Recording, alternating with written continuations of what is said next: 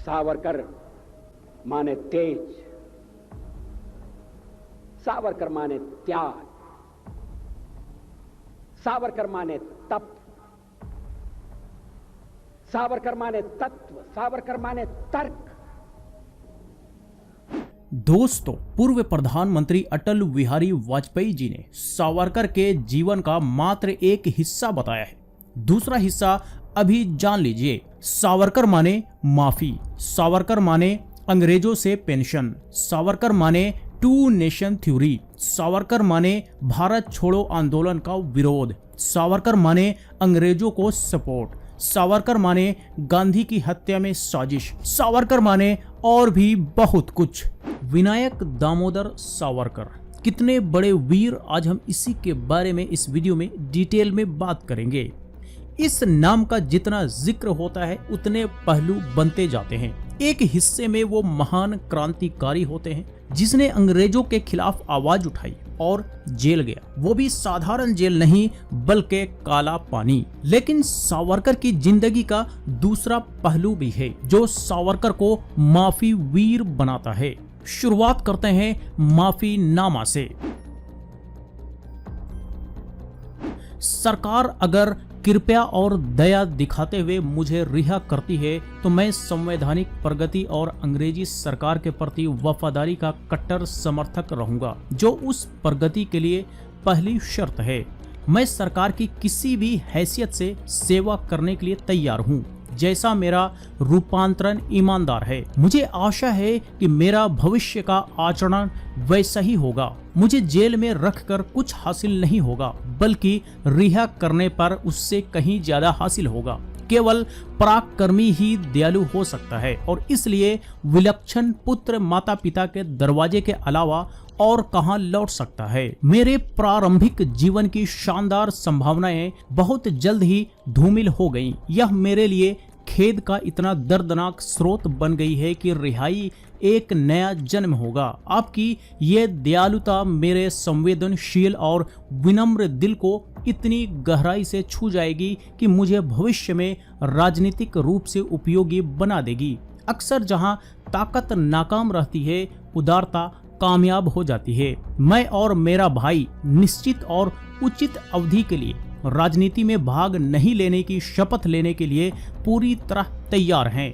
इस तरह की प्रतिज्ञा के बिना भी खराब व्यवस्था की वजह से मैं अपने आने वाले वर्षों में शांत और सेवानिवृत्ति जीवन जीने का इच्छुक हूँ। कुछ भी मुझे अब सक्रिय राजनीति में प्रवेश करने के लिए प्रेरित नहीं करेगा।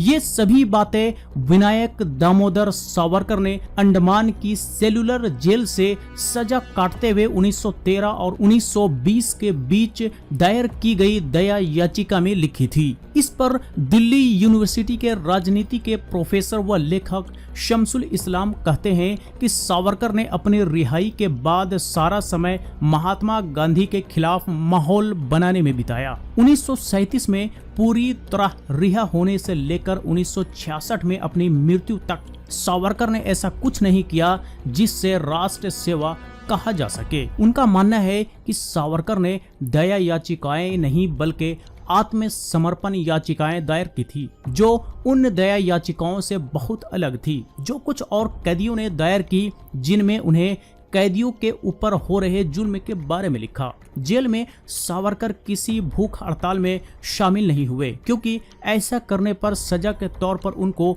मिलने वाली चिट्ठियां बंद हो जाती। इस्लाम आगे कहते हैं कि सावरकर ने अपनी याचिकाओं में लिखा कि मैं अतीत में बहुत गलती की और मैंने अपने शानदार भविष्य को तबाह कर दिया। वे ये भी लिखते हैं कि ब्रितानी सरकार अच्छा काम कर रही है और उसके साथ खड़ा हूँ। साथ ही वो यह भी लिखते हैं कि अगर आप मुझे माफ कर देंगे तो जो क्रांतिकारी मुझे आदर्श बनाकर लड़ाई लड़ रहे हैं वो सब हथियार डाल देंगे। शमसुल इस्लाम आगे कहते हैं कि उनकी दया याचिकाओं को पढ़कर ये साफ हो जाता है कि अंग्रेजों से कहा कि आप जिस तरह चाहें मेरा इस्तेमाल करें। वे कहते हैं कि 1923 में उन्होंने अपनी किताब में भारत हिंदू राष्ट्र है लिखकर सीधे तौर पर अंग्रेजों की मदद करना तय किया। उन्हें 50 साल काला पानी की सजा हुई, लेकिन वो वहां 10 साल ही रहे।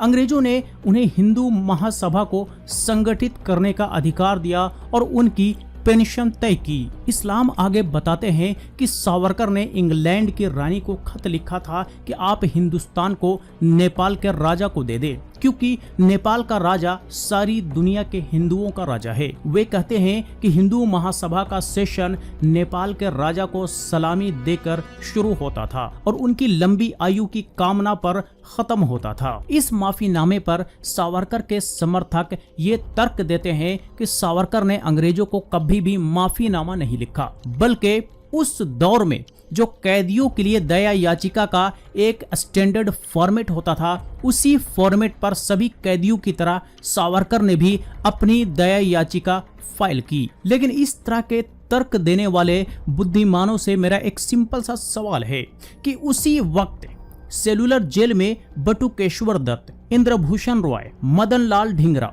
नंद गोपाल, करतार सिंह सराभा जैसे बहुत सारे क्रांतिकारी भी सेलुलर जेल में कैद थे और सजा काट रहे थे। क्या उन्होंने भी इसी तरह का कोई पिटीशन फाइल किया? इतिहास के पन्नों में ऐसा कोई पिटीशन इनके नाम का दर्ज नहीं है, सिवाय सावरकर के। सावरकर कितने बड़े वीर हैं, आप इस बात से भी अंदाजा लगा लीजिए कि उन्हें हर महीने अंग्रेजी सरकार की तरफ से पेंशन मिला करता था। जी हाँ, सावरकर पर खासा शोध करने वाले निरंजन तकले बीबीसी से बात करते हुए बताते हैं कि साल 1924 में सावरकर को पुणे की यरवड़ा जेल से 2 शर्तों के आधार पर छोड़ा गया। एक तो वो किसी राजनीतिक गतिविधि में हिस्सा नहीं लेंगे और दूसरे वो रत्नागिरी के जिला कलेक्टर की अनुमति लिए बगैर जिले से बाहर नहीं जाएंगे। निरंजन तकले आगे बताते हैं कि सावरकर ने वाइसराय लिन लिथगो के साथ लिखित समझौता किया था कि उन दोनों का समान उद्देश्य है गांधी, कांग्रेस और मुसलमानों का विरोध करना। अंग्रेज उनको पेंशन दिया करते थे 60 रुपये महीना।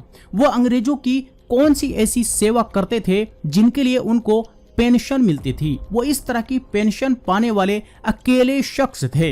इस पर भी सावरकर समर्थक लोगों का ये तर्क होता है कि वो पेंशन नहीं था, बल्कि उन्हें भत्ता दिया जाता था जो वो सेलुलर जेल में रहे थे उसके बदले। तो जैसा कि मैंने कुछ क्रांतिकारियों के नाम गिनवाए जो उस वक्त सेलुलर जेल में बंद थे, क्या उन्हें भी इस तरह का कोई महीने का भत्ता मिलता था?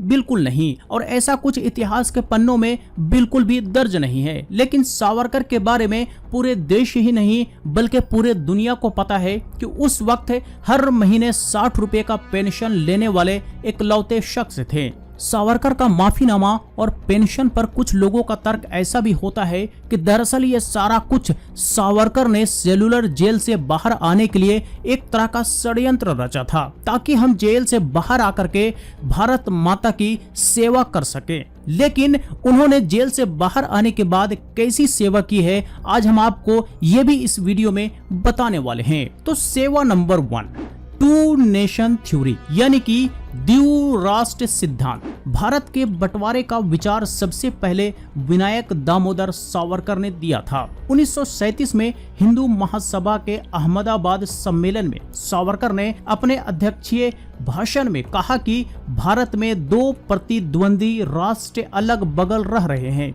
यहाँ कतई नहीं माना जा सकता कि हिंदुस्तान एकता में पिरोया हुआ राष्ट्र है। हिंदुस्तान में कुख्यात 2 राष्ट्र हैं, हिंदू और मुसलमान। जब मोहम्मद अली जिन्ना ने 2 राष्ट्र सिद्धांत का हवाला देते हुए पाकिस्तान का प्रस्ताव पेश किया तो उन्होंने सावरकर के इसी कथन को आधार बनाया। जवाब में सावरकर ने यहाँ तक कह दिया कि मुझे जिन्ना के द्विराष्ट्र के सिद्धांत से कोई झगड़ा नहीं है, हिंदू और मुसलमान 2 राष्ट्र हैं। सावरकर ने 2 राष्ट्र सिद्धांत पेश किया और जिन्ना ने इस पर अमल किया। लेकिन आजादी के बाद से लेकर आज तक आरएसएस देश के बंटवारे के लिए कांग्रेस को जिम्मेदार कहता है। सेवा नंबर 2, भारत छोड़ो आंदोलन से दूरी बनाना। भारत छोड़ो आंदोलन के खिलाफ सावरकर के नेतृत्व में हिंदू महासभा ने खुलेआम दमनकारी अंग्रेज शासकों की मदद की घोषणा की। लेकिन सबसे शर्मनाक भूमिका हिंदू महासभा और राष्ट्रीय स्वयंसेवक संघ की रही, जो भारत माता और हिंदू राष्ट्रवाद का बखान करते नहीं थकते थे। आंदोलन पर अंग्रेजी शासकों के दमन का कहर बरपा रहा था और देशभक्त लोग सरकारी संस्थाओं को छोड़कर बाहर आ रहे थे, जिनमें बड़ी संख्या उन नौजवान छात्र छात्राओं की थी जो कांग्रेस के आह्वान पर सरकारी शिक्षा संस्थानों को त्याग कर यानी अपनी पढ़ाई बीच में ही छोड़कर बाहर आ गए थे। लेकिन यह हिंदू महासभा ही थी जिसने अंग्रेजी सरकार के साथ खुले सहयोग की घोषणा की। हिंदू महासभा के उस वक्त के सर्वे सर्वा वीर सावरकर ने 1942 में कानपुर में अपनी इस नीति का खुलासा करते हुए कहा कि सरकारी प्रतिबंध के तहत जैसे ही कांग्रेस एक खुले संगठन के तौर पर राजनीतिक मैदान से हटा दी गई है, तो अब राष्ट्रीय कार्यवाहियों के संचालन के लिए केवल हिंदू महासभा ही मैदान में रह गई है। हिंदू महासभा के मत अनुसार व्यवहारिक राजनीति का मुख्य सिद्धांत अंग्रेजी सरकार के साथ संवेदनपूर्ण सहयोग की नीति है, जिसके अंतर्गत बिना किसी शर्त के अंग्रेजों के साथ सहयोग, जिसमें हथियार बंद प्रतिरोध भी शामिल है। सेवा नंबर 3, गांधी की हत्या में कंस्पायरेसी यानी कि षड्यंत्र रचना। गांधी का जुर्म यह था कि वे एक ऐसे आजाद भारत की कल्पना करते थे जो समावेशी होगा, जहां विभिन्न धर्मों और जातियों के लोग बिना किसी भेदभाव के रहेंगे। दूसरी ओर गांधी के हत्यारों ने हिंदू राष्ट्रवादी संगठनों, विशेषकर विनायक दामोदर सावरकर के नेतृत्व वाली हिंदू महासभा में सक्रिय भूमिका निभाते हुए हिंदुत्व का पाठ पढ़ा था। हिंदुत्व विचारधारा के जनक सावरकर ने इस सिद्धांत का प्रतिपादन हिंदुत्व नामक ग्रंथ में किया था। याद रहे कि भारत को हिंदू राष्ट्र घोषित करने वाली यह किताब अंग्रेज शासकों ने सावरकर को तब लिखने का अवसर दिया था जब वे जेल में थे और उन पर किसी भी तरह की राजनीतिक गतिविधियां करने पर पाबंदी थी। गांधी का सबसे बड़ा जुर्म यह था कि सावरकर की हिंदू राष्ट्रवादी रथ यात्रा के लिए सबसे बड़ा रोड़ा बन गए थे। 30 जनवरी 1948 को गांधी की हत्या हुई थी। इसके छठे दिन सावरकर को गांधी की हत्या के षड्यंत्र में शामिल होने के लिए मुंबई से गिरफ्तार कर लिया गया था। गांधी की हत्या में शामिल मुजरिम के बारे में आज चाहे जितनी भी भ्रांतियां फैलाई जा रही हो, लेकिन भारत के पहले गृह मंत्री सरदार पटेल का मत बहुत साफ था। पटेल का मानना था कि आरएसएस विशेषकर सावरकर और हिंदू महासभा का जघन्य अपराध में सीधा हाथ था। उन्होंने हिंदू महासभा के वरिष्ठ नेता श्यामा प्रसाद मुखर्जी को 18 जुलाई 1948 को लिखे खत में बिना किसी हिचक के लिखा कि जहां तक आरएसएस और हिंदू महासभा की बात है तो गांधी जी की हत्या का मामला अदालत में है और मुझे इसमें इन दोनों संगठनों की भागीदारी के बारे में कुछ भी नहीं कहना चाहिए। लेकिन हमें मिली रिपोर्ट इस बात की पुष्टि करती है कि इन दोनों संस्थाओं का, खास करके आरएसएस की गतिविधियों के फलस्वरूप देश में एक ऐसा माहौल बना कि ऐसा बर्बर कांड संभव हो सका। मेरे दिमाग में कोई संदेह नहीं है कि हिंदू महासभा का अतिवादी धड़ा षड्यंत्र में शामिल था। गांधी हत्या केस में दिगंबर बाडगे के बयान के मुताबिक महात्मा गांधी के हत्या का षड्यंत्र रचने में सावरकर की महत्वपूर्ण भूमिका थी। गांधी हत्या के षड्यंत्र की नए सिरे से जांच के लिए 22 मार्च 1965 में एक कमीशन बना। पहले इसकी अगुवाई सुप्रीम कोर्ट के वरिष्ठ वकील गोपाल स्वरूप पाठक ने की। पाठक के केंद्रीय मंत्री बनने के बाद कमीशन की जिम्मेदारी जस्टिस जीवनलाल कपूर को मिली। इसीलिए इस कमीशन को कपूर कमीशन के नाम से भी जाना जाता है। 3 साल की गहन छानबीन के बाद कमीशन इस नतीजे पर पहुंचा था कि सावरकर और उनका संगठन गांधी हत्या के षड्यंत्र में शामिल था। हालांकि सावरकर की मृत्यु 1966 में ही हो गई थी, इसलिए उन पर दोबारा से इस मामले में केस नहीं चल सका। तो ये है विनायक दामोदर सावरकर। अब बात करते हैं निष्कर्ष की। तो निष्कर्ष मैं आपके ऊपर छोड़ता हूँ। अब आप तय कीजिए कि ये कितने बड़े वीर थे या कितने बड़े माफी वीर। तो चलिए आज तक के लिए इतना ही। वीडियो आपको कैसा लगा कमेंट बॉक्स में लिख करके जरूर बताएं। वीडियो अच्छा लगा हो तो लाइक करें, ज्यादा से ज्यादा लोगों के साथ शेयर करें और इसी तरह के वीडियोस के लिए हमारी YouTube चैनल को भी सब्सक्राइब करें।